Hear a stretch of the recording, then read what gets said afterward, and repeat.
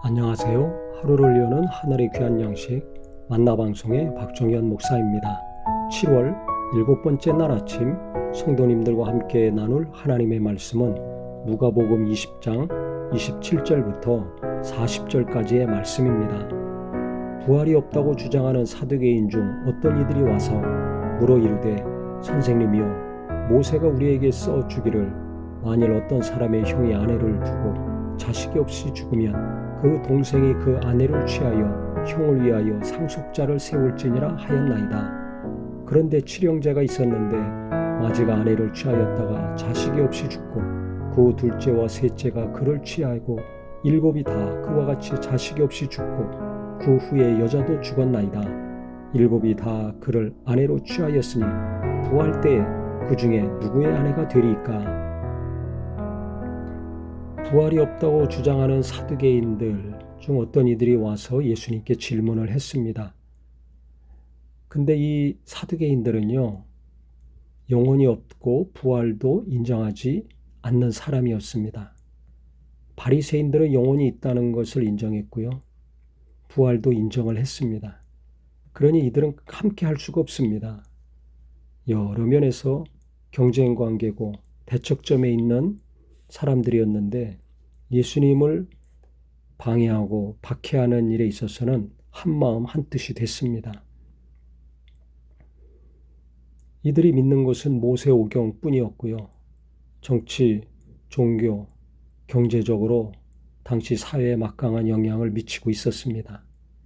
특히 경제적으로 큰 영향을 미치는 사람들이었는데 바리새인들과 제사장들, 율법사들, 이 사람들이 예수님께 질문하면서 예수님을 올무에 빠뜨리려고 했을 때 실패했죠. 그러더니 이제 사두개인들이 등장을 했습니다. 자기들은 부활이 없다고 믿으면서 부활에 대해서 예수님께 질문한 겁니다.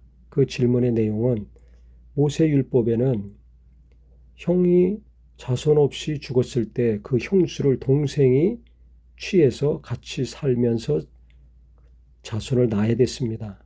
그 형사 취수 제도가 있었습니다. 그런데 둘째도 자식이 없이 죽으면 셋째 아들이 그 형수하고 또 같이 살면서 자녀를 낳아야 되는데 셋째도 죽고 칠형제가 있었는데 칠형제가 다 자식을 못 낳고 죽고 그 여자도 죽었다는 겁니다. 그러면 과연 이 여자는 칠형제 일곱 남자와 같이 살다가 죽었는데 나중에 부활한다면 누구의 아내가 되겠습니까? 곤란한 질문을 던진 거죠.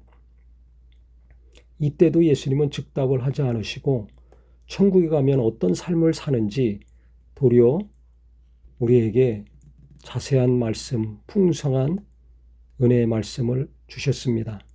천국에 가면 결혼을 안 한다는 겁니다. 이 땅에서는 시집가고 장가가지만 그때는 천사들 같아서 결혼이 없고 영원히 부활한 자녀로 하나님의 자녀로 계속해서 산다는 것입니다.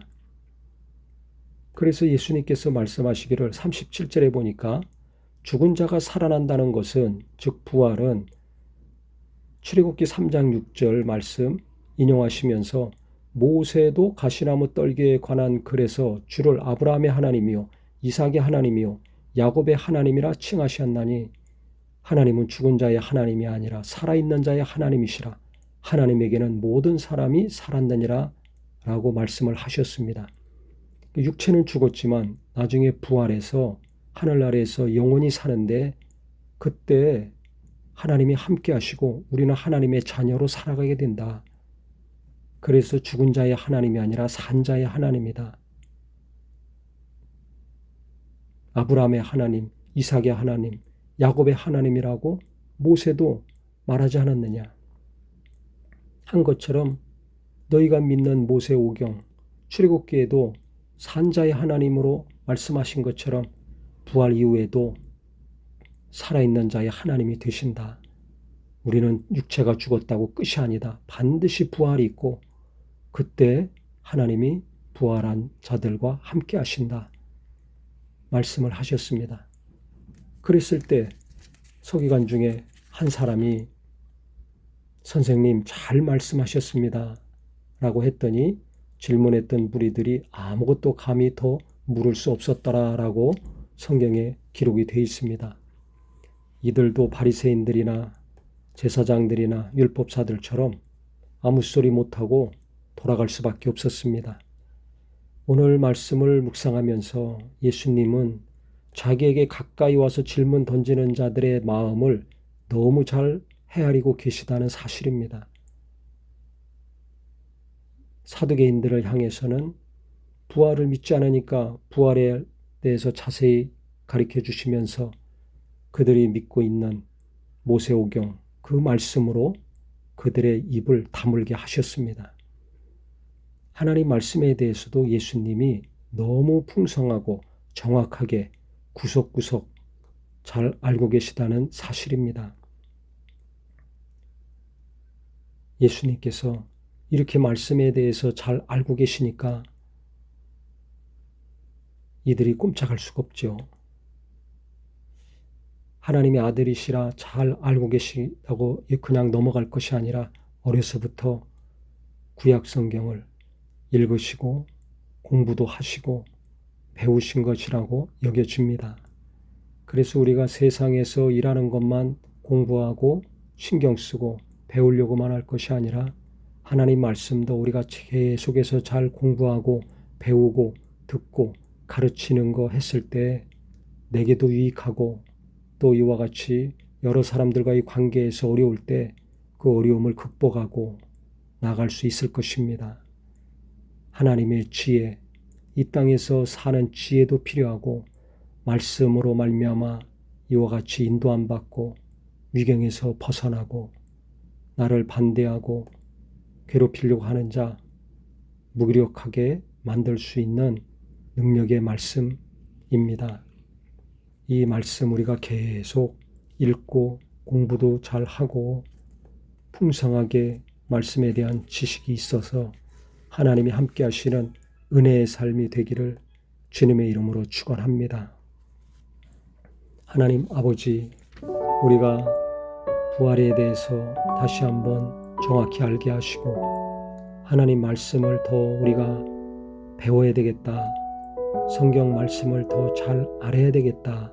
말씀에 대한 사모함도 더하여 주심을 감사합니다. 예수님도 어려서부터 말씀을 잘 공부하시고 아시는 것처럼 우리도 설교 듣는 것으로 끝날 것이 아니라 하나님 말씀 잘 배우고 공부하여서 항상 이 땅에서의 삶이 말씀을 통해서 위로도 받고 인도함도 받고 어려움을 헤쳐나갈 수 있는 은혜의 말씀 되게 하여 주시옵소서. 예수님의 이름으로 기도합니다. 아멘.